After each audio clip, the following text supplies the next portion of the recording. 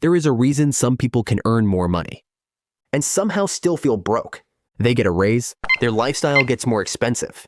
They get another raise, their expenses rise again. And somehow, no matter how much more money comes in, it never feels like enough. Then there is another type of person. They may not even earn dramatically more, but year after year, their financial life seems to get easier. They have more options, more freedom, more control, and eventually, their money starts working harder than they do. So what is the difference? Is one person smarter, luckier, born into the right family? Sometimes, but often. The difference started much earlier. Before the salary, before the investments, before the credit cards, before the business. It started with one thing: what they were taught to believe about money. And that is the real reason Rich Dad, Poor Dad became one of the most famous personal finance books ever written. It was not really a book about becoming rich. It was a book about questioning the financial rules. Most of us grow up believing rules like get good grades, get a safe job, work hard, buy a nice house, avoid risk, and hopefully, one day, you will be financially secure. There is nothing automatically wrong with any of those things. The problem is, most people follow that script without ever asking, is this actually helping me build wealth? Or is it just helping me look successful? And that question changes everything. Two people can see the same money completely differently. The entire idea behind Rich Dad, Poor Dad is built around two different ways of thinking. One says, I can't afford it. The other asks, how can I afford it? One says, money is too risky. The other asks, what risk am I taking by never learning about money? One believes a good salary is the goal. The other sees a salary as a tool. And this is where I think people sometimes misunderstand the book. The lesson is not, quit your job tomorrow, buy random real estate, start taking reckless risks, and become an entrepreneur because employees are losers. That is not the useful lesson. The useful lesson is this: the way you think about money changes what you do with money, and what you repeatedly do with money eventually becomes your financial life. Think about this. Give one person an extra $10,000, and they immediately think new car, holiday, better phone, upgrade the lifestyle. Give someone else that same $10,000, and their first thought might be, how can I turn this into something that produces more money? Same $10,000. Completely different future. That is not really a money difference. That is a belief difference. The most dangerous financial beliefs are the ones that sound normal. Most limiting beliefs about money do not sound ridiculous. They sound responsible. I just need to earn more. I'll start investing when I make more money. I deserve this because I work hard. Everyone has debt. I can afford the monthly payment. I'll worry about retirement later. And maybe the most dangerous one of all. If I earn a good income, I'll automatically become wealthy. But we talk about this a lot on this channel. Income is not wealth. A high income can help you build wealth. Absolutely. But earning a lot of money and keeping a lot of money are two completely different skills. And then there is a third skill, knowing what to do with the money you keep. You can earn $200,000 a year and spend $210,000. You can look rich, drive the car, wear the clothes, live in the house, and still be one missed paycheck, one bad business quarter, or one unexpected expense away from panic. Meanwhile, someone earning far less may quietly be building assets, investing consistently, and creating a financial life that gets stronger every year. This is one of the most important lessons from Rich Dad, Poor Dad. The goal is not simply to make money. The goal is to understand where your money goes after you make it. The asset and liability lesson. This is probably the most famous idea in the book. The simple version is, rich people acquire assets. Poor and middle-class people often acquire liabilities, while thinking they are assets. Now, the exact accounting definition of an asset is more complicated than the book makes it sound. But the mental model is still useful. Ask yourself, does this thing put money into my financial life? Or does it constantly require money from me? Take a car. You may need a car. there is nothing wrong with buying one. But financially, your car payment, insurance, fuel, maintenance, registration, and depreciation are taking money out of your life. So the danger is not buying the car. The danger is pretending the car is making you wealthy because it makes you look wealthy. And this is where so many people get trapped. They use money to buy the appearance of wealth instead of using money to build actual wealth. And the two can look very similar from the outside. The person driving the expensive car may be rich, or they may be drowning in payments. You cannot tell. The person wearing normal clothes and driving an older car might be broke, or they might own investments worth millions. You cannot tell that either. Real wealth is often invisible. And that is a difficult idea to accept, because the world rewards visible success. Nobody sees the investment account you did not touch. Nobody compliments you for avoiding high-interest debt. Nobody likes your Instagram post because you increased your retirement contribution. Building wealth can feel strangely unimpressive while you are doing it. And that is exactly why so many people never do it. Your money should have a job. One of the ideas I love about thinking this way is that every dollar has potential. But most of us only think about money in one way. What can I buy with it? A wealthy mindset starts asking a second question. What can this money become? Because $1,000 can become a new phone. And maybe you genuinely need the phone, that is fine. But $1,000 can also become the beginning of an investment portfolio. It can become education, a skill, a tool for a business, something that increases your ability to earn. The point is not that you should never spend money. That is miserable and completely unrealistic. The point is to stop seeing every dollar only as something to consume. Some money should make your life better today, but some money should make your life better tomorrow. And the mistake many people make is spending almost everything on today and leaving tomorrow to figure itself out. The credit card example. This is where the lessons from our previous videos connect directly. A credit card is not automatically good, and it is not automatically bad.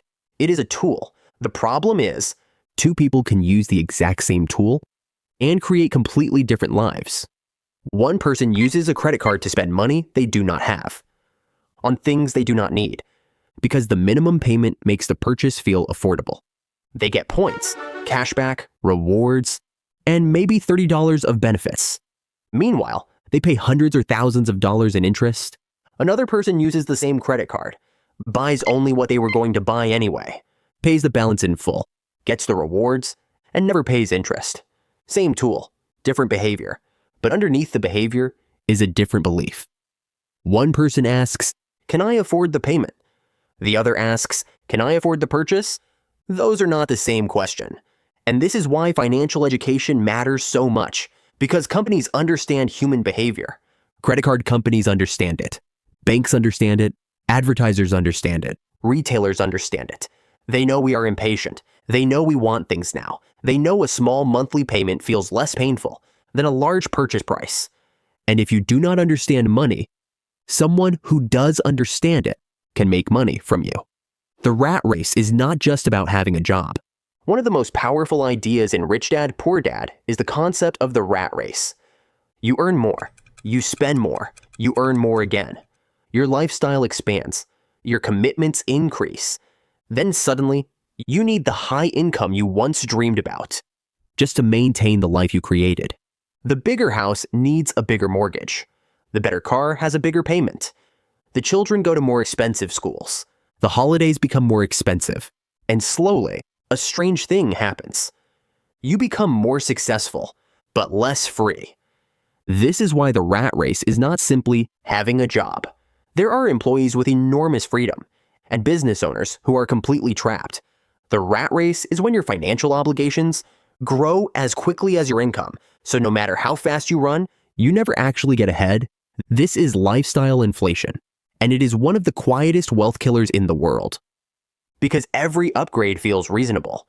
Just one better car, just a nicer apartment, just one more subscription, just a better holiday. None of these things destroy you individually. But together, They can absorb every increase in income you ever receive. And suddenly, you are making twice as much money, but you are not twice as wealthy. This is why making more money is not enough. Now, I want to be very clear. Making more money matters. There is a limit to how much you can cut expenses, but your ability to earn can grow dramatically. This is why we have talked about the idea. Money loves speed. Wealth loves time. When it comes to earning, learning, building skills, creating opportunities, speed matters. The faster you become valuable, the faster you can increase your income. The faster you increase your income, the faster you can create surplus money. And that surplus is where wealth begins. But then, you need a completely different skill. Patience.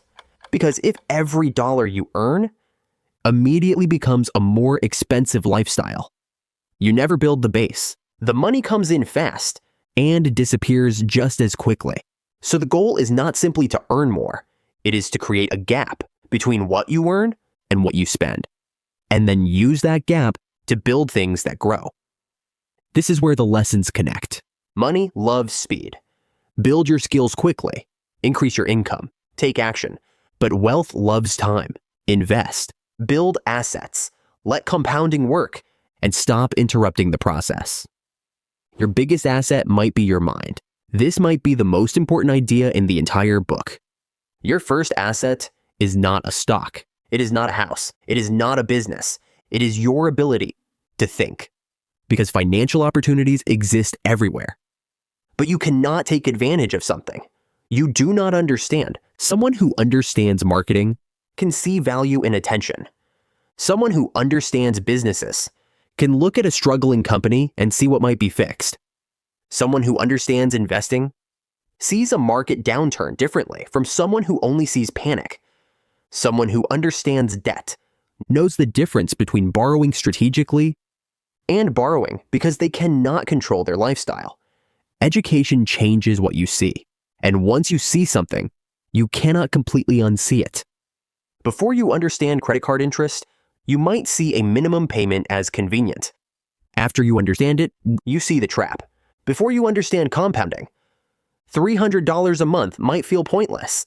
After you understand what time can do, you see the beginning of a machine. Before you understand lifestyle inflation, a raise means, what can I upgrade? After you understand it, you might start asking, how much of this raise can I keep? The lesson I wish more people took from the book. The lesson is not, rich people are good, poor people are bad. It is not, never enjoy your money. And it is definitely not, every house is bad and every investment is good. The real lesson is to become conscious. Conscious of what you earn. Conscious of what you spend. Conscious of why you buy things. Conscious of what you believe. Because most people never choose their financial philosophy. They inherit it. Maybe you grew up hearing, money does not grow on trees. Rich people are greedy. Investing is gambling. Debt is normal. Talking about money is rude. You need a secure job. You can never get ahead. And when you hear these ideas enough, they stop sounding like beliefs. They start sounding like facts. But they are not always facts. Sometimes, they are simply someone else's fears, passed down to you. You do not have to believe everything you were taught. Maybe your parents were amazing people. Maybe they worked unbelievably hard. Maybe they sacrificed everything for you. And they may still have been wrong about money. Those two things can both be true. People can only teach you what they know. And many of our parents grew up in a completely different financial world. Different housing prices, different job markets, different technology, different opportunities, different risks. So becoming financially educated does not mean disrespecting where you came from. It means taking responsibility for where you go next. At some point, you have to stop saying, nobody taught me this, and start saying, I'm going to learn it now. The question that changes everything. Here is one question I think everyone should ask themselves. If I continue handling money exactly the way I do today, where will I be in 10 years? Not where do you hope you will be? Not what salary do you think you will earn? If the habits stay the same, where do they lead? Because money habits have direction. If you consistently spend everything you earn, that leads somewhere. If you constantly finance your lifestyle with debt, that leads somewhere. If you invest every month, that leads somewhere. If you increase your income, but keep your lifestyle under control, that leads somewhere too. Your financial future is being built by decisions that feel completely ordinary today. And this is what makes money so dangerous and so powerful. Most financial disasters do not happen because of one gigantic mistake. And most fortunes are not built because of one brilliant decision. They are usually built or destroyed through patterns. You do not need to become rich tomorrow. This is another belief we need to change. People hear the word wealth and imagine millions. And because millions feel far away, they do nothing. But becoming wealthy does not begin when you reach a certain number. It begins when you start behaving like the person capable of reaching that number. The first time you pay off a credit card balance instead of carrying it, that matters. The first time you invest instead of spending the entire raise, that matters. The first time you learn how interest actually works, that matters. The first time you question whether something is making you richer or just making you look richer, that matters. You do not suddenly become financially intelligent when your net worth reaches $1 million. Financial intelligence is what helps you get there. The real definition of rich, and maybe this is the biggest question. What does rich actually mean? Is it a number, a Lamborghini, a giant house, a private jet? For some people, maybe. But I think real wealth is simpler. It is options.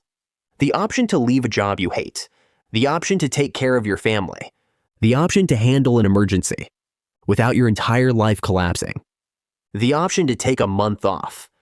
The option to say no.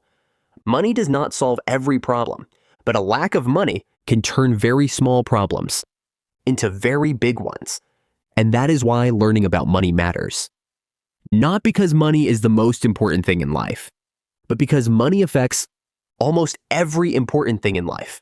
Your time, your stress, your family, your health, your choices, your freedom. Final thought. So what is the biggest lesson from Rich Dad, Poor Dad? It is not that you need a rich dad. It is not that you need to become a real estate investor. It is not that you should quit your job. The biggest lesson is that you have to start thinking for yourself about money. Question the rules you inherited. Question the things you call assets. Question the lifestyle you are building. Question whether earning more is actually making you wealthier. Learn how debt works. Learn how credit cards work. Learn how investing works. Learn how compounding works. Increase your ability to earn, but also increase your ability to keep and grow what you earn. Because becoming rich and becoming wealthy are not exactly the same thing. You can make a lot of money quickly, but wealth is what remains. Wealth is what grows. Wealth is what gives you options. And this is why our channel is called Becoming Rich and Wealthy. Because this is not about pretending everyone can become a millionaire overnight. It is about becoming more financially educated, becoming more aware, becoming better with money than you were yesterday, changing the beliefs that have been quietly controlling your decisions, and slowly building a financial life where money becomes a tool you control instead of something that controls you. Because perhaps the biggest difference between the rich dad and the poor dad was never how much money they had. It was the way they saw money. And once you change the way you see money, you start changing the way you use it, then your habits change, your decisions change, and eventually, your life can change too. Watch this next. And one of the best places to start building that financial education is with something most people use, but very few people truly understand: credit cards. Because they can either be a useful financial tool or one of the easiest ways to quietly lose money for years. So if you want to understand exactly how credit cards work in the simplest way possible, watch our video, Credit Cards Explained Like You're 5. It breaks down what is actually happening every time you swipe that card and why understanding the rules can completely change the way you use it. Watch that next. And if you enjoy videos that help you understand the hidden rules of money, without making finance boring or unnecessarily complicated. Subscribe to Becoming Rich and Wealthy. You do not need to know everything about money today, but you do need to keep learning, because sometimes one new idea is enough to completely change the direction of your financial life.